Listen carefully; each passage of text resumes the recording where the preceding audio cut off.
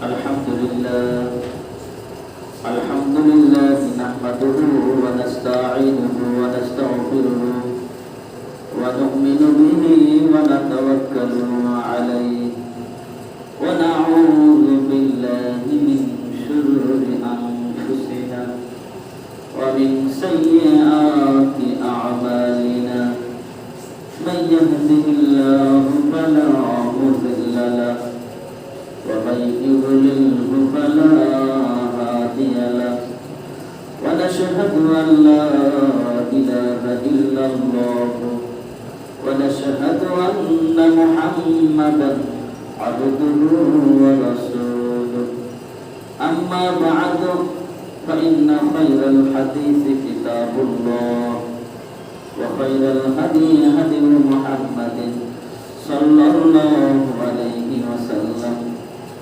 وشر الأمور محدثاتها وكل محدثة بدعة وكل بدعة ضلالة وكل ضلالة سبيلها إلى النار أما بعد فقد قال الله تبارك وتعالى في كلامه المجيد وفي قرآنه الحميد فأعوذ بالله من الشيطان الرجيم حافظوا على الصلوات والصلاة الوسطى وقال تعالى في موضع آخر بسم الله الرحمن الرحيم إنا أعطيناك الكوثر فصل لربك وانحر وقال النبي الأمين صلى الله عليه وسلم الصلاة عماد الدين من أقامها فقد أقام الدين ومن هدمها فقد هدم الدين উপস্থিত সম্মানিত মুসলিম পর্দার আড়ালে আমার পর্দানিশীল মা বন্ধুগণ প্রশংসা মাত্রই আল্লাহ পাক রব্বুল আলামিনের দরবারে যে আল্লাহ পাক রব্বুল আলামিন আমাদের যাদেরকে ভালোবেসেছেন তারাই প্রত্যেক উপমহাদেশে মসজিদে আসতে পেরেছি এজন্য আমরা সেই মহান চেষ্টা শুকরিয়া জ্ঞাপন করতে সকলে বলি আলহামদুলিল্লাহ অথবা সেই মানবতার মুক্তির দিশারি আকায়ে নামদার কিয়ামতের মদিনা ইমামুল মুরসালিন খাতামুন নবিয়্যিন জনাব আহমদ মুস্তাফা মুহাম্মদ মুস্তাফা সাল্লাল্লাহু আলাইহি ওয়াসাল্লামের প্রতি লাখ কোটি দরুদ সালাম বর্ষিত হোক। অতঃপর আজকের সংক্ষিপ্ত আলোচ্য বিষয় সালাতের গুরুত্ব এবং সালাত পরিত্যাগকারীর ভয়াবহ পরিণতি। আমরা বিগত সপ্তাহগুলোতে সালাতের সঠিক পদ্ধতি আলোচনা করে শেষ করেছি। আজকে আলোচ্য বিষয় হচ্ছে সালাতের গুরুত্ব এবং এটার পরিত্যাগকারীর ভয়াবহ পরিণতি কি হবে এই বিষয়ে আলোচনা ইনশাআল্লাহ। আমা তাওফিক ইল্লা বিল্লাহ। সালাত এমন একটি ইবাদত মানুষ যখন ইসলাম গ্রহণ করার পর মুসলমান হওয়ার পর ইবাদত হিসেবে তার সর্বপ্রথম যেটা কর্তব্য সেটা হচ্ছে সালাত আদায় করা। মুসলমানদের ইবাদত হিসেবে প্রধান ইবাদতই হচ্ছে সালাত। এই জন্য শুরুতে যে আলোচনা করবো বিষয়টা হচ্ছে সালাত আদায় করতেই হবে।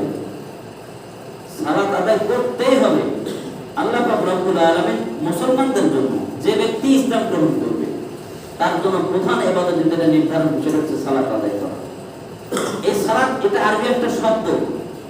সালাত শব্দের আবিধানিক অর্থ হচ্ছে দোয়া করা, প্রার্থনা চাওয়া, দয়া করা এবং পবিত্রতা ঘোষণা করা। এই সালাতের চারটি অর্থ রয়েছে। আমরা যে সালাত আদায় করতেছি এই সালাতের অর্থ হচ্ছে দোয়া করা, আল্লাহর কাছে প্রার্থনা করা, ক্ষমা চাওয়া।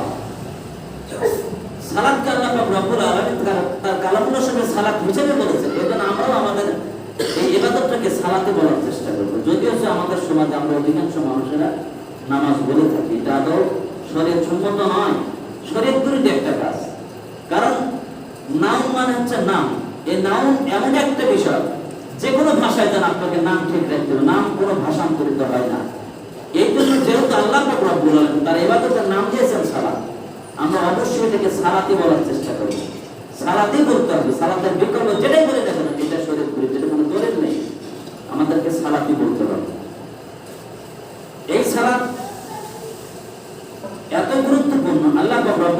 তার হাবিবকে সরাসরি বলছেন, ইন্না আতাইনাকাল কাউসার, নিশ্চয় হে নবী আমি আপনাকে হাউজে কাউসার দান করেছি। মানুষ আমরা যখন কারো কাছে কোনো কিছু বলতে যাই সাধারণত চেষ্টা করি তাকে কিছু উপকার করলে সেটা বলা ঠিক না, কিন্তু বলার চেষ্টা করি আর আমি তো উপকার করছি মনে মনে বলি যে তোর ও আমার কথা শুনবে। আমার আল্লাহ পাক রব্বুল আলামিন তার হাবিবকে বলছেন, হে হাবিব নিশ্চয় আমি আপনাকে হাউজে কাউসার দান করেছি। হাউজে কাউসার এমন একটি বস্তু, এমন একটি সম্পদ যেটা আদম থেকে নিয়ে আমাদের নবী শেষ নবী মুহাম্মদ রাসূলুল্লাহ সাল্লাল্লাহু আলাইহি ওয়াসাল্লাম পর্যন্ত কোনো নবীকে আল্লাহ পাক দেন নাই। কঠিন কিয়ামতের দিন যেদিন মানুষ বিপাশিত অবস্থায় হাহাকার অবস্থায় ছোটাছুটি করবে সেদিন আল্লাহ পাক রব্বুল আলামিন আমাদের নবী মুহাম্মদ রাসূলুল্লাহ সাল্লাল্লাহু আলাইহি ওয়াসাল্লামকে এই হাউজে কাউসার দান করেছেন। তিনি হাউজে কাউসারের এই কূপের নিকটে থাকবেন। যেই যাবে, যে ব্যক্তি ওই হাউজে কাউসারের এক গ্লাস পানি পান করবে তার এই সৌভাগ্য হবে সে জান্নাতে যাওয়ার আগ পর্যন্ত বিপাশিত হবে না। এই জন্য এই হাউজে কাউসার দান করার পর আল্লাহ পাক বলছেন ফাসাল্লি, অতএব এত গুরুত্বপূর্ণ একটা জিনিস আমি তোমাকে দান করলাম হে হাবিব, অতএব তুমি আমার জন্য সালাত আদায় করে এবং কুরবানি করো। আসুন সরাসরি আল্লাহ পাক এখানে আমাদের নবীকে সালাত আদায়ের কথা বলে দিয়েছেন। আমাদেরকে সালাত আদায় করতে হবে। আল্লাহ পাক রব্বুল আলামিন তার কালামের সর্বমধ্যে বলেন, হাফিজু আলাস সালাতি ওয়াস সালাতুল উস্তা, তোমরা পাঁচ ওয়াক্ত সালাতকে সংরক্ষণ করো, বিশেষ করে আসরের সালাতকে সংরক্ষণ করবে। এখানে আল্লাহ পাক পাঁচ ওয়াক্ত সালাতের হাফিজু আলাস সালাতি, তোমরা সালাতগুলোকে সংরক্ষণ করবে, বিশেষ করে সালাতুল উস্তা মধ্যবর্তী সালাতকে তোমরা গুরুত্ব সহকারে আদায় করবে। এখানে এটাকে খাস করা হলো কেন? তাফসীর কারকরা আপনি ইবনে কাসির করবেন, যেগুলো তাফসীর করবেন, এখানে হাফিজ আলাস সালাতে সব সালাতকে বলেছে, বিশেষ করে মধ্যবর্তী সালাত হচ্ছে আসরের সালাত। আসরের সালাতকে খাস করা হয়েছে এই জন্য, আসরের সালাত এত গুরুত্বপূর্ণ।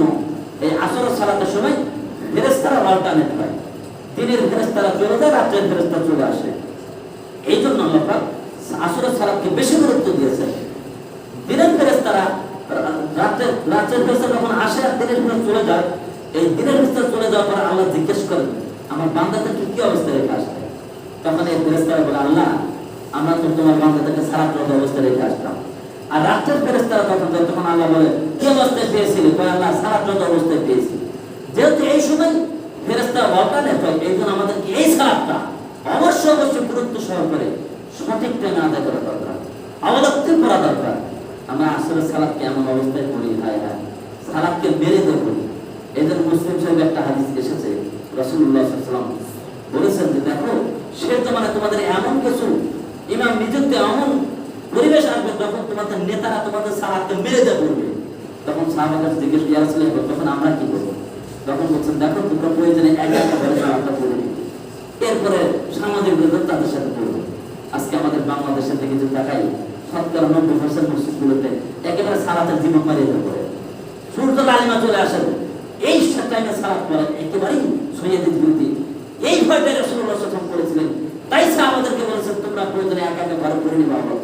এটা আমি অনুরোধ করবো আমরা এই আসরের সালাতকে আল্লাহ গুরুত্ব দিন, আমরা গুরুত্ব সহকারে অবলম্বন করার জন্য চেষ্টা করবো ইনশাআল্লাহ। আল্লাহ আমাদের সকলকে এই সালাতটাকে অবলম্বন করার জন্য আল্লাহুম্মা আমিন। সালাত পৃথিবীতে সালাত এমন একটি ইবাদত আল্লাহ পাক রব্বুল আলামিন বলেন, কুল হে নবী আপনি বলে দিন ইন্না সালাতি ওয়া নুসুকি ওয়া মাহমাদি লিল্লাহি রাব্বিল আলামিন, আমার সালাত, আমার কুরবানি, আমার জীবন মরণ সবকিছু সেই বিশ্ব প্রতিপালক আমার রব্বুল আলামিনের জন্য। কাজে আমি যে ইবাদতটা করছি, সালাত আদায় করছি, এটা একমাত্র আল্লাহ সন্তুষ্টির জন্য করতে হবে। আল্লাহ নিজেই বলছেন তুমি বলে দাও সালাত কুরবানি এগুলো সব আমি আল্লাহর জন্য। এখন আমরা যদি সালাত আদায় করে আর মনে ইচ্ছা থেকে যে মানুষ আমাকে একজন নামাজি বলবে, অনেকে এখানে মাসুল সালাত করে বদ করে সুদ খায়, সুদের টাকা নিয়ে ব্যবসা করে, তাহলে কি লাভ হলো? বলো না আপনাকে সালাত করতে হবে আল্লাহ সন্তুষ্টির জন্য। যদি কোনো বান্দা আল্লাহ সন্তুষ্টির জন্য সালাত আদায় করতে পারে অবশ্যই এই সালাতটাকে বিভিন্ন খারাপ কাজ থেকে বেঁচে রাখবে ইনশাআল্লাহ। যদি সালাত আদায় কাজ থেকে বলতে চালা হচ্ছে না, যথাযথভাবে রাসূলুল্লাহ সাল্লাল্লাহু আলাইহি ওয়াসাল্লাম শেখানো পদ্ধতিতে এবং হালাল রুজি ভক্ষণ না করার কারণে আমার ইবাদত কবুল হচ্ছে না, তাই আমি নাফরমানি থেকে বাঁচতে পারি না। পৃথিবীর একটাই ইবাদত যে ইবাদতের কোনো ছাড় নাই। অনেক ইবাদত আছে যেরকম সিয়ামটার কিন্তু আপনি সালাতে একমাত্র ইবাদত যেটা কোনোভাবে ছাড় নাই, সর্ব অবস্থায় সালাত আদায় করতে হবে। কিরকম? আপনি সুস্থ মানুষ, আপনাকে এই সালাত দাঁড়িয়ে আদায় করতে হবে। আপনি দাঁড়াতে পারেন না, আপনাকে বসে করতে হবে। বসে পারেন না, শুয়ে করতে হবে। আপনি ইশারা করে করতে হবে। মোট কথা সর্ব অবস্থায় সালাত আদায় করতেই হবে, সালাত ছেড়ে দেওয়ার কোনো পথ নাই। একটা কথা মাথায় রাখবেন, আমাদের দেশে কিন্তু আমরা এখানে সালাত আদায় করার একটা পদ্ধতি হাদিস থেকে বের। প্রথমত দাঁড়িয়ে পড়তে হবে, দাঁড়িয়ে না পড়লে বসে পড়তে হবে, বসে না পড়লে শুয়ে, শুয়ে না পড়লে ইশারা করে। আমরা কিন্তু মাঝখানে আর একটা জিনিস ইস্তাদ করে ঢুকাইছি, সেটাকে চেয়ারে পড়া, কি বলেন তাই না? এখন অনেকে মনে করেন একটু অলসতা বসতে চেয়ারে পড়ে, সাবধান থাকবেন, আপনি অলসতা করে চেয়ারে পড়েন না। যে ব্যক্তি বসে পড়তে পারে না, দাঁড়িয়েও পারছে না, বসেও পারছে না, তার পা ভাঁজ হয় না, কি করবে? এই ব্যক্তি ছাড়া যে বসে পড়তে পারে সে যেন চেয়ারে সালাত আদায় না করে, তার সালাত হবে না। কারণ চেয়ারে সালাত আদায় ব্যাপারে হাদিস নেই, এটা মুহাদ্দিসদের ইজতিহাদি ফতোয়া। এখন আপনি একটু কিছু না হয়তো মনে করেন তার চেয়ার আছে আর আমি বসে ঢেলান্দা করা হবে না, সালাত আদায় হবে। এটা আল্লাহর ইবাদত। এখানে আমার আপনার মন প্রসূত, মনে প্রশান্তির জন্য আরামদায়ক মনে করে করবেন, জি না, একটু কষ্ট করার চেষ্টা করবেন। আপনি যদি মাটিতে বসে পড়ার মতো সামর্থ্য থাকে, আপনাকে বসে পড়তে হবে, চেয়ারে নয়। যদি মাটিতে বসার ক্ষমতা না থাকে সেই ক্ষেত্রে চেয়ারে পড়তে পারে। এটা মুহাদ্দিসদের ইজতিহাদি পদ্ধতি, হাদিস কোরআন নাই। কিন্তু এজন্য অনুরোধ করবো পার্থক্যকে আমরা সাধ্যমতো চেষ্টা করবো দাঁড়ায় না বলে বসে চেয়ারে বসাচ্ছে। কারণ চেয়ারে বসলে অনেক সময় অলসতা এসে যায়, হেলান্তে বসে যায়, অনেক সময় ঘুমও চলে আসে। এজন্য এটা থেকে বেঁচে থাকার জন্য, একাগ্রতার জন্য আমরা চেষ্টা করবো যদি সামর্থ্য হয় বসে পড়ার জন্য। আর যদি বসতে না পারেন তার জন্য ছাড় আছে ইনশাআল্লাহ। এরপর আসুন, এই সালাত অবশ্যই আমাদেরকে আদায় করতে হবে, কারণ সালাতটা হচ্ছে ইসলামের একটা স্তম্ভ। রাসূলুল্লাহ সাল্লাল্লাহু আলাইহি ওয়াসাল্লাম বলেছেন, দুনিয়া ইসলাম আলা খামসিন, ইসলাম প্রতিষ্ঠিত 5টা জিনিসের উপর। একটা নাম আল্লাহ, শাহাদাত আল্লাহ ইলাহা ইল্লাল্লাহ, একটা নাম সাক্ষ্য দেওয়া আল্লাহ ছাড়া কোনো ইলাহ নেই। দ্বিতীয় নাম্বার সাক্ষ্য দেওয়া আল্লাহ ছাড়া কোনো ইলাহ নেই এবং নবী মুহাম্মদ রাসূলুল্লাহ সাল্লাল্লাহু আলাইহি ওয়াসাল্লাম আল্লাহ রাসূল, এটা সাক্ষ্য দিতে হবে। ওয়াইকামি সালাত আদায় করতে হবে, আর হজ পালন করতে হবে এবং সিয়াম পালন করতে হবে। এই 5টা জিনিস হচ্ছে ইসলামের স্তম্ভ, খুঁটি। এই জন্য আমাদেরকে ইসলামের খুঁটি যদি আমরা প্রতিষ্ঠিত রাখতে চাই, তাহলে সালাত আদায় করতে হবে। যার সালাত নাই তার ইসলাম নাই।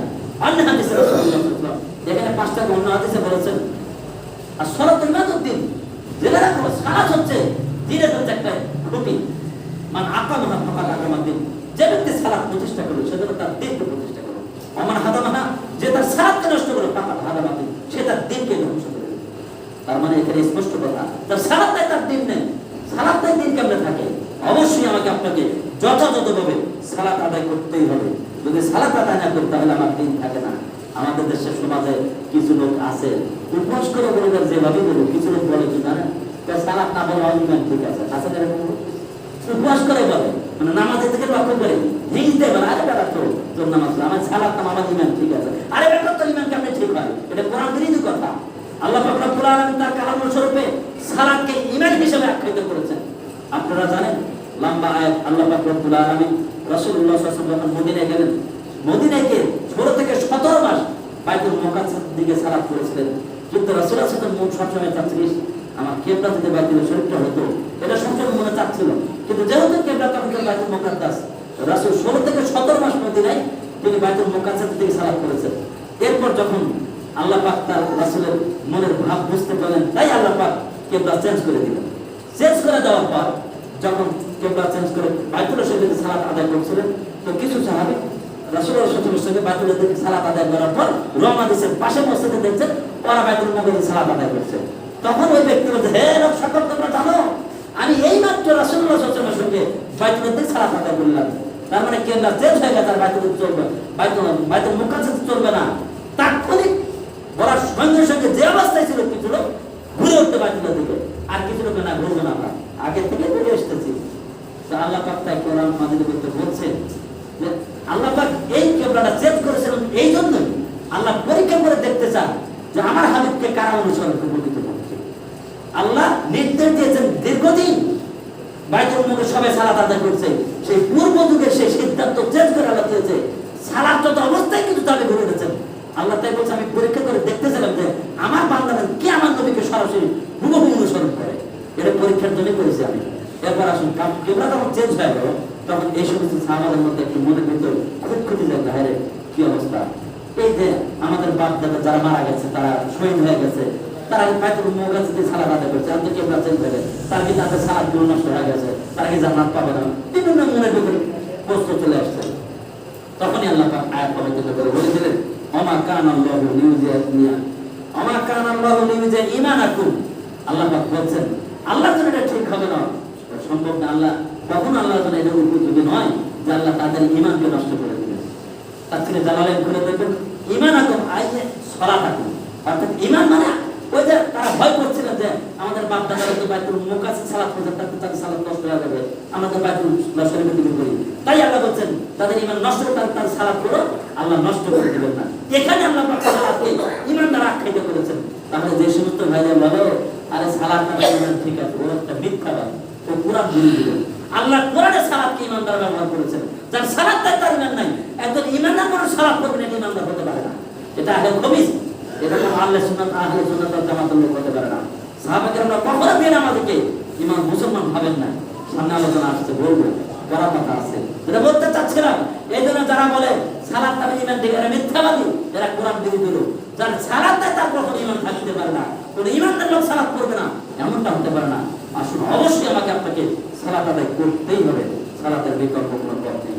কেন সালাত আদায় করবো? কারণ আমার আপনার জীবনে যত ভালো মন্দ কাজ আছে, যত ভালো কাজ আছে, যত ইবাদত আছে, সমস্ত ইবাদত কবুল হওয়া এবং বর্জনীয় চাবিকাঠি হচ্ছে সালাত। যার সালাত নাই তার কোনো ইবাদত আল্লাহ কবুল করবেন। রাসূলুল্লাহ সাল্লাল্লাহু আলাইহি ওয়াসাল্লাম বলেছেন, আন আবি আন আনাস রাদিয়াল্লাহু আনহু قال رسول الله صلى الله عليه وسلم اول ما يحسب الى بالعبد يوم القيامه الصلاه اول ما يحسب الى يوم القيامه الصلاه রাসূলুল্লাহ সাল্লাল্লাহু আলাইহি ওয়াসাল্লাম বলেছেন কিয়ামতের দিন বান্দার সর্বপ্রথম বিষয় হলো সালাত। ফাইন সালাত সালাহ সাইরুনি, যদি বান্দার সালাত ঠিক হয়ে যায় তার সমস্ত আমল ঠিক হয়ে যাবে। ওয়াইন ফাসাদা সাইরুনি, যদি তার সালাত ঠিক না হয় তার কোনো ইবাদতই আল্লাহ কবুল করবে না, তার কোনো ইবাদতই যা ঠিক হবে না। এবার আসুন, তাহলে কি হলো? আমার সমস্ত ইবাদত, আমার হজ, আমার যাকাত, আমার দান খয়রাত, আমার সিয়াম, আমার যত ইবাদত আছে সমস্ত ইবাদত কবুল হওয়ার চাবি হচ্ছে সালাত। যার সালাত নাই তার কোনো ইবাদত আল্লাহ কবুল করবেন না। এজন্য আসুন, আমাকে আপনাকে সালাত আদায় করতেই হবে।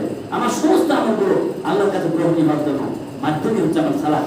সালাত জানলে তার কোনো ইবাদত নাই, এই জন্য সালাত আদায় করতে হবে, সালাতের বিকল্প কোনো পথ নাই। তাই তো রাসূলুল্লাহ সাল্লাল্লাহু আলাইহি ওয়াসাল্লাম বলছেন, হে মাস, মাসকে যখন এমন গভর্নর করে তখন বলে, হে মাস, তুমি যখন এমন আদায় সর্বপ্রথম তাদেরকে কালেমার দাওয়াত দিবে, যখনই কেউ কালেমা ইসলাম গ্রহণ করবে তখন তাকে সালাতের কথা বলবে, সালাতের দেবে, তখন যাকাত, তারপরে সিয়াম, পর্যায় দেবে, কিন্তু আগে সালাতের কথা বলবে। সালাতের বিকল্প কোনো পথ নাই। আজকে আমরা সালাত আদায় করি না, সালাত আদায় করি না। আবার পরিবারে আবার বলি আমি তো খুব ভালো মানুষ, দাবি করি আমি একজন খাঁটি মুসলমান, জিনা হতে পারে না। সামনে দেখেন, আমাদের সামনে একটা প্রোগ্রাম আসতেছে, ইলেকশন আসতেছে, দেখেন ইলেকশন আসবে, সব জনগণ স্লোগান দেয় অমুক ভাগ চরিত্র ফুলের মতো পবিত্র, বলে না? আমরা সাথে একটা কথা এক করে দেয়, অমুক ভাগ চরিত্র ফুলের মতো পবিত্র, সালাত কারণে একত্র, কারণ কি কোনো চরিত্র আছে নাকি? যার সালাত তার কোনো চরিত্রই নাই, বেনামাজের সাথে ইসলামের কোনো সম্পর্ক নাই, কোনো বেনামাজে কখন আপনি ভালোবাসতে পারেন না। এই জন্য আপনার মতামত ব্যক্ত করেন, আমি আপনাদের নিষেধ করবো না। ব্যক্ত করতে গিয়ে দেখবেন কে সালাত করে, কে নামাজি, ওই ব্যক্তিকে প্রার্থনা করবে। বেনামাজের কোনো স্থান নাই, কোনো মুমিন কখন কোনো বেনামাজিকে ভালোবাসতে পারে না। আমি আপনাকে ভোটের অ্যাড করে দিই, কিন্তু বুঝাচ্ছি দেখবেন সামনে সময় আসবে, একদম বেনামাজিকে তার চরিত্র করতে করতে মুখে ফেলা দিলে ফেলে দেবে, অথচ কোনোদিন সালাতই করে না। আর কিসের চরিত্র? যার বেনামাজি আল্লাহর হুকুমকে মানে না, ও মানুষের কেমন হুকুম মানবে? ও মানুষের আমানতদারিতা কেমনে বুঝবো? ও তো ক্ষমতায় গেলে আগে মারে আগে নিজের বাড়ি ঘর করবে, কি বলেন তাই না? ও তো আমানতদারিতাই নাই, আল্লাহর আমানত রক্ষা করতে পারে না, সে কিভাবে মানুষের আমানত রক্ষা করতে পারে? হতে পারে না। এই জন্য আগে যে ব্যক্তি 5 ওয়াক্ত সালাত তাকে আপনারা প্রাধান্য দেবেন। এদিকে আপনারা সকলে লক্ষ্য রাখবেন। যেটা বলছিলাম যে সালাত সমস্ত আমল কবুল হওয়ার চাবিকাঠি, এই জন্য সালাত আদায় করতে হবে আগে, এরপর অন্যান্য ইবাদত আমার আপনার কবুল হবে। এ পর্যায়ে সংক্ষিপ্ত করে যেটা আলোচনা করব, যারা সালাত আদায় করে না তারা কেন? যে ব্যক্তি সালাত আদায় করে না, এদের ব্যাপারে আল্লাহ পাক রব্বুল আলামিন সরাসরি তার কালামের সাথে বলছেন, ফাখরাকা মিন বাদিল খালকুন আযাবুস সালাত। আল্লাহ পাক বলছেন, অতঃপর তাদের পরে আসলো এক অবদত্ত জাতিরা, তারা কি করলো? সালাতকে নষ্ট করে দিল। এরপর কি করলো? অত্যাবশ্যক হওয়ার মনোপবিত্রের অনুসরণ করলো। আল্লাহ পাক বলছেন, ফাসাফা ইয়ালকামা গায়রা, অচিরেই তারা তাদের এই ভ্রান্ত পথের ফল ভোগ করবে। তার মানে যারা সালাত নষ্ট করবে তারাই হচ্ছে জাহান্নামী। এদের জন্য অবশ্যই শাস্তি প্রস্তুত করে রাখা হয়েছে। যারাই সালাত নষ্ট করে দেবে তাদের জন্য ধ্বংস অনিবার্য। যেই জাতি সালাত আদায় করে না সেই জাতির জন্য ধ্বংস অনিবার্য। আল্লাহ এই কথাই বলছেন, তাদের পরে একটা আরেক অপদার্থরা তারা সালাতকে নষ্ট করে, এজন্য অচিরেই তাদের ধ্বংস অনিবার্য, ধ্বংস তাদের জন্য দাঁড়িয়ে রয়েছে। এজন্য আসুন আমাদেরকে সালাত পরিত্যাগ করার কোনো পথ নাই। যারা সালাত আদায় করবে না তাদের জন্য ধ্বংস অনিবার্য, সালাতের বিকল্প কোনো পথ নাই। আসুন আল্লাহ রাসূল সাল্লাল্লাহু আলাইহি ওয়াসাল্লাম আল্লাহ পাক রব্বুল আলামিন তাই বলছেন স্পষ্ট ভাষায়, আমরা বান্দা, আমরা মানুষ, আমরা ভুলের উঠতে নেই, আমরা বিভিন্ন একটু অজুহাতে সালাত ছেড়ে দিই। দেখেন না মায়েরা বিশেষ করে তারা কিছু না হয়তো কয় সালাত করে, কয় পেশাব করে দিতে পারে। আরে পেশাব করে তো দিবে বাবু, তাই কি? এই জন্য আপনাকে আলাদা একটা পোশাক রাখতে হবে। যতবার পেশাব করে সালাতের জন্য একটা পোশাক থাকবে, অন টাইম ব্যবহার করবে না, সালাতের আগে বাস ওটা চেঞ্জ করে নিয়ে সেরা ওটা পরিষ্কার আপনি সালাতের আমার ওটা খুলে রাখবেন। আমার সালমাকে বলে দিয়েছে ওর একটা পোশাক আছে, সালাতের জন্য করবে আর সালাত আদায় করবে, এটাই নিয়ম। আল্লাহ পাক রব্বুল আলামিন তাই তার কালামে সে বলেছেন, ইয়া আইয়ুহাল্লাযিনা আমানু লা তুলহিকুম আমওয়ালুকুম ওয়ালা আওলাদুকুম আন যিকরিল্লাহ ওয়া মান ইয়াফআল যালিকা ফাউলাইকা হুমুল খাসিরুন। আল্লাহ পাক বলছেন, হে ঈমানদাররা সাবধান, লা তুলহিকুম আমওয়ালুকুম, জেনে রাখো তোমাদের অর্থ সম্পদ, তোমাদের সন্তান সন্ততি যেন তোমাদেরকে আল্লাহর স্মরণ থেকে দূরে সরিয়ে না দেয়। আন যিকরিল্লাহ মানে সালাত, আল্লাহর সালাত থেকে যেন তোমাদের অর্থ সম্পদ, তোমাদের সন্তান সন্ততি দূরে সরিয়ে না দেয়। আল্লাহ আগে বলে দিতে বান্দা বান্দা এরকম করবে, তাই আগে প্রশ্ন করে দিয়েছেন। আপনি কি ওজোর দেখেন, আল্লাহ তো বলে দিয়েছেন বান্দা তোমার অর্থ সম্পদ, ব্যবসা বাণিজ্য, ধন সম্পদ যেন তোমাকে সালাত থেকে দূরে না সরিয়ে দেয়, আমার স্মরণ থেকে দূরে সরিয়ে না দেয়। তোমার সন্তান সন্ততি পেশাব পায়খানা ওজোর থেকে যেন তোমাকে আমার স্মরণ থেকে সরিয়ে না দেয়, এজন্য সচেতন থাকতে হবে। আল্লাহ পাক বলছেন, ওয়া মান ইয়াফআল যালিকা, একবার অর্থ সম্পদ সন্তান সন্ততি ওজোর থেকে যারা সালাত থেকে বিরত থাকবে, আমার আল্লাহ বলছেন যে ওয়া মান ইয়াফআল যালিকা, যারা এটা করবে তারা ফাউলাইকা হুমুল খাসিরুন, এরাই ক্ষতিগ্রস্তদের অন্তর্ভুক্ত, তারা ক্ষতিগ্রস্ত, তারা হচ্ছে জাহান্নামী। এই জন্য আসুন আল্লাহ পাক রব্বুল আলামিন স্পষ্ট করে বলছেন, আমরা কখনো সন্তানের সাথে বলতে থেকে আমার ব্যবসা বাণিজ্যের কথা বলে খুব ব্যস্ত ছিল, এত ভিড় ছিল দোকানে সালাত করতে হবে না, এই জন্য আপনার জন্য দোকান বন্ধ থাকছে, সালাত আদায় করে তারপর আপনার অবশ্যই সালাত আদায় করতে হবে, অন্যথায় বাঁচার কোনো পথ থাকবে না। শুধু তাই নাই, আসুন যারা সালাত আদায় করে না এরা জাহান্নামী, এটা আমার আল্লাহ পাক রব্বুল আলামিন তার কালামের সাথে রেকর্ড করে দিয়েছেন। আপনারা কোরআন মাজিদে শুনলে পেয়ে যাবেন, আল্লাহ পাক রব্বুল আলামিন বলছেন জান্নাতীদেরকে যখন আল্লাহ পাক জান্নাতে দিয়ে দিবেন, জাহান্নামীদের জাহান্নামে দিয়ে দিবেন, তখন জান্নাতীরা জাহান্নামীদের সাথে পরস্পর কথা বলবেন। আল্লাহ পাক সেই কথাটা রেকর্ডিং করে দিয়েছেন, একেবারে কোরআন মাজিদে রেকর্ড করে দিয়েছেন। আমরা একটু শুনি দেখেন, আমরা দেখেন না জানালা দেয় দোতলা তিনতলার লোক আর একতলার সাথে কথা বলে না, ওইভাবে জাহান্নামীরা জান্নাতীরা জাহান্নামীদের সাথে কথা বলবে, জান্নাতীরা জাহান্নামীদেরকে জিজ্ঞাসা করবে, মা সালাতুকুম ফি সাকার, হে জাহান্নামী ভাইরা কোন জিনিসে তোমাদেরকে সাকার নামে জাহান্নামে পৌঁছাবে, বলবে দেখো জান্নাতীরা জাহান্নামীকে প্রশ্ন করবে, ও সাকার জাহান্নাম ভাইরা কিসে তোমাদেরকে জাহান্নামে পৌঁছালো? এবার জাহান্নামীরা উত্তর দিচ্ছেন, তারা বলছেন ক্বালু লাম নাকু মিনাল মুসাল্লিন, তারা বলছেন আমরা দুনিয়াতে সালাত আদায় করতাম না। এক নম্বর কি বলছেন, আমরা দুনিয়াতে সালাত আদায় করতাম না, যার কারণে আজকে জাহান্নামে এসেছি। এক নম্বর মনে রাখবেন, এখানে কয়েকটা পয়েন্ট আছে। জান্নাতের জাহান্নামীদের জিজ্ঞাসা করছেন কিছু তোমাদেরকে আজকে জাহান্নামে এনেছে, তখন জাহান্নামীদের মুখে শোনা তাদের বক্তব্য, তারা বলছেন আজকে আমরা চারটার কারণে আজকে জাহান্নামে। এক নম্বর লাম নাকু মিনাল মুসাল্লিন, আমরা দুনিয়াতে সালাত আদায় করতাম না। দ্বিতীয় নম্বর ওয়া কুননা নাকুযু মা'আল খাওয়াইজিন, আর আমরা কি করতাম, লাম নাকু নুতিমুল মিসকিন, আর আমরা দরিদ্রদের খাবার দিতাম না, নিজে পেট পুরে খেতাম, পাশের প্রতিবেশী ভাত পায় না। আপনার সাধ্য মতো একদম দরিদ্রদের ভাষা থেকে খরচ খাবার নেবেন, তাকে খাবারের ব্যবস্থা করবেন। দ্বিতীয় নম্বর আমরা দরিদ্রদের খাবার দিতাম না। আর তৃতীয় নম্বর অপূর্ণ নাকুযু মা'আল খাওয়াইজিন, দ্বিতীয় নম্বর অপরাধ ছিল আমাদের, আমরা সমালোচকদের সাথে সমালোচনা করতাম। যেখানে দেখতেন মানুষের নামে বদনাম হচ্ছে, পাশে বসতেন, আমিও শুরু করে দিতাম। ও বদনাম করতে একটা সেটা আরেকজন আরেকটা দৌড়ানো, ওটা সেটা আরেকজন শুরু করে। এই কাজটা কোথায় বলুন তো দেখি, চাষ করে একেবারে একদম শেষ করে আরেকজন শুরু করে। একেবারে এই জাহান্নামীদের আলামতের সবচেয়ে বড় যেটা মাধ্যমে সমালোচনা, মানুষের সমালোচনা করে কি পরনিন্দা, একেবারে এটা চাষ হয় হচ্ছে, চাষ করে একবার বসতেই হয়, একদম সে আরেকজনটা শুরু করে। রাজনৈতিক দলটা একদল আর একদলের বিরুদ্ধে বিপদ শুরু করে, আর পাড়াপড়শি বেঁধে একজন প্রতিবেশী আর এক প্রতিবেশী ভাই ভাইয়ের বিরুদ্ধে, মোট কথা কি যে একটা অবস্থা। সাবধান থাকবে, এটা জাহান্নামীদের আলামত। জাহান্নামীরা নিজেরা বলছে আজকে জাহান্নামে এসেছি, কারণ সমালোচকদের সাথে সমালোচনা করতাম। এজন্য যেখানে সমালোচনা হবে সেখানে বসে, ওখানে উঠে চলে আসে, উঠে চলে আর এক জায়গায় বসে থাকেন। আপনি আপনার বাড়ির পাশে চেয়ারে বসে থাকেন, দরকারকে চাষ করে বসা, ওখানে আড্ডা হবে, ওখানে শুধু গীবত পড়নি যাবে, ওটাতে বেঁচে থাকার চেষ্টা করো, এটা জাহান্নামীদের একটা আলামত। আর চতুর্থ নম্বর বলছেন আমরা দিন, আর আমরা এই কিয়ামতের দিবসকে বিশ্বাস করতাম না। হিসাব নিকাশ একদিন হবে, আমাদের যে বিচার হবে, এটা আমরা বিশ্বাস করতাম না। তাই আজকে এই চারটা কারণ আজকে আমরা জাহান্নামে এসেছি। এই জন্য আসুন আমি আপনাদের অনুরোধ করবো, এই চারটা কাজ যারা করবে তারা জাহান্নামী। এক নম্বর সালাত আদায় করে না যারা, দ্বিতীয় নম্বর, দরিদ্রদেরকে, প্রতিবেশী দরিদ্রদেরকে যারা আহত করে না, খাবারের ব্যবস্থা করে না।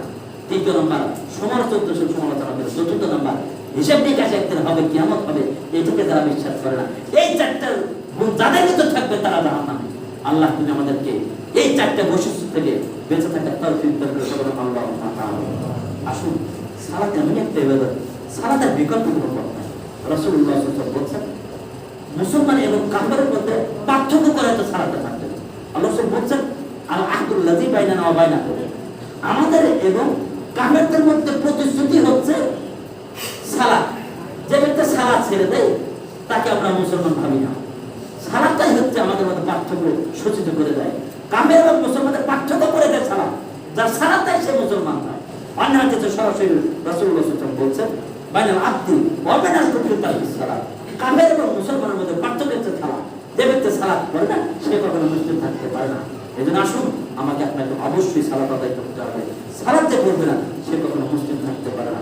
অন্য হাদিসে এসেছেন, রাসূলুল্লাহ সাল্লাল্লাহু আলাইহি ওয়াসাল্লাম আসরের সালাতের কথা বিশেষ করে বলছেন, মান ফাতাতা সালাতুল আসরি হাবিতা আমালুহু, যে ব্যক্তি আসরের সালাত ধ্বংস করে তার সমস্ত ধ্বংস হয়ে গেল।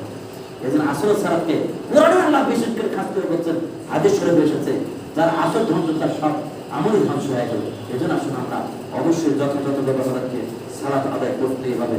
কারণ যে ব্যক্তি সালাত আদায় করে না সে ব্যক্তির জানমালের নিরাপত্তা ইসলামী শরীয়তে নেই। যার সালাত দেয় তার জানমালের নিরাপত্তা ইসলামী শরীয়তে নেই। হাদিস শরীফে শুনুন, আল্লাহ নবী বলছেন, মান তারাকা সালাতা মুতাআম্মিদান বারিয়াত মিনহু জিম্মাতুল্লাহ, যে ব্যক্তি ইচ্ছাকৃতভাবে সালাত ছেড়ে দিবে ওই ব্যক্তি আল্লাহর দায়িত্ব থেকে বের হয়ে যায়। একজন মুসলমান যখন ঈমানদার হয়ে যায় তখন ইসলামী শরীয়ত তার জানমালের নিরাপত্তা দিয়েছে। যখনই কেউ সালাত আদায় করে না, ইচ্ছাকৃতভাবে কেউ যদি সালাত ছেড়ে দেয়, তো আল্লাহ রাসূল সাল্লাল্লাহু আলাইহি ওয়াসাল্লাম বলছেন ওই ব্যক্তি আল্লাহর দায়িত্ব থেকে বেরিয়ে যায়। অন্য হাদিসে শুনুন, আল্লাহ নবী বলছেন, উমিরতু আন উকাতিলুন নাসা, আমি আদেশিত হয়েছি ওই সমস্ত মানুষদের বিরুদ্ধে আমি যুদ্ধ করতে যতক্ষণ পর্যন্ত মানুষের সাক্ষ্য না দেয় যে আল্লাহ ছাড়া কোনো মাবুদ নাই। দ্বিতীয় নম্বর, ভাই তুমি সালাত এবং সালাত আদায় করে, হয়তো যাকাত আদায় করে।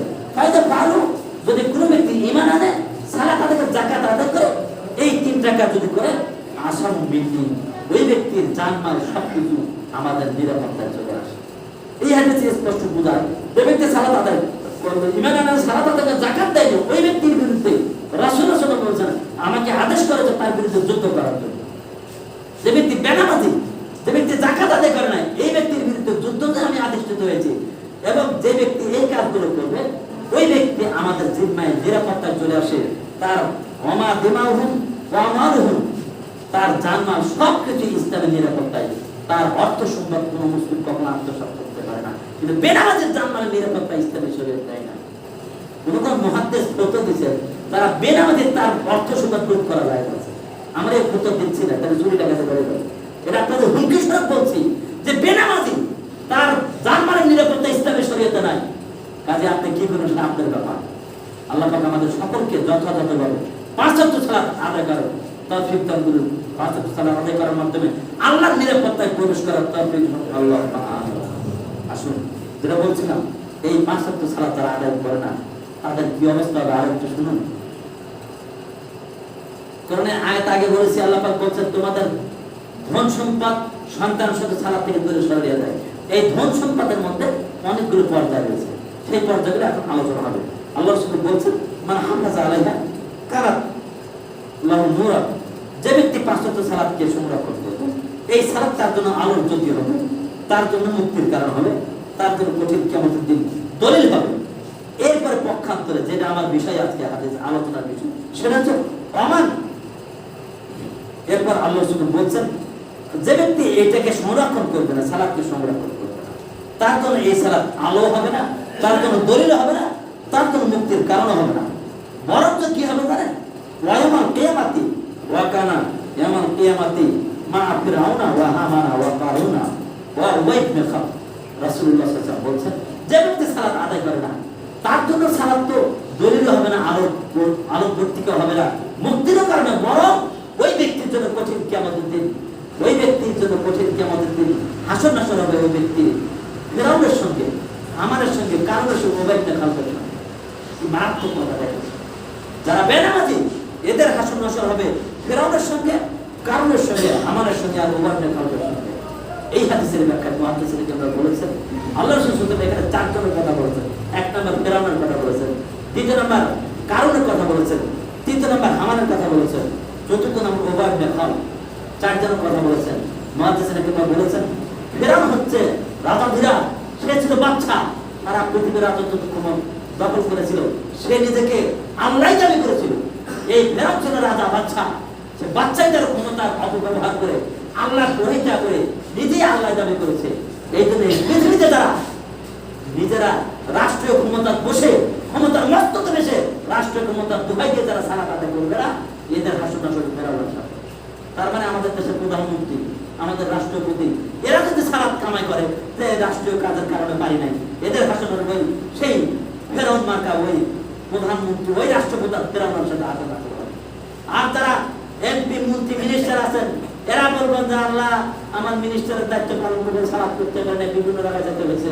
এদের হাসর নাসর ওই ফেরাউনের মন্ত্রী ছিল কে? কারণ হামানের সঙ্গে তার হাসর নাসর হবে। এরপর আসুন, কারণ ছিল একটা ধন ভান্ডারের মালিক, ফেরাউনের মন্ত্রী ছিল কি? হামান। তাহলে যারা মন্ত্রিত্বের কারণে সালাত কামাই দেবে, কাজা করবে, তাদের হাসর হবে ওই হামানের সাথে। আর যারা ব্যবসা বাণিজ্য, অর্থ সম্পাদন ভয় দিয়ে, হায় আল্লাহ ব্যবসা বাণিজ্যের কারণে এত চাপে আল্লাহ যা তুই যা, ওই কারণ যার এত অর্থ সম্পদ ছিল, তার ছেলে পাওয়া যায় ইসরায়েলের ঘটনা যে তার অর্থ সম্পদের চাবি বহন, গোলামের চাবি বহন করে 70টা ঘোড়া লাগতো। তাহলে কত অর্থ সম্পদের মালিক ছিল। আজকে এই দুনিয়াতে যারা অর্থ ধনভাণ্ডারের মালিক, শিল্পপতি, টাকা পয়সার অজুহাত থেকে, ব্যবসা বাণিজ্যের অজুহাত থেকে সালাত আদায় করে না, এদের হাসর হবে ওই কারণের সঙ্গে। কারণ তো কিয়ামত পর্যন্ত মাটির নিচে ডুবতেই হবে, ডুবতেই থাকবে, সাবধান থাকবেন। ব্যবসা বাণিজ্যের দোহাই থেকে সালাত চলে যান, আপনার হাসরের কারণ সঙ্গে হবে।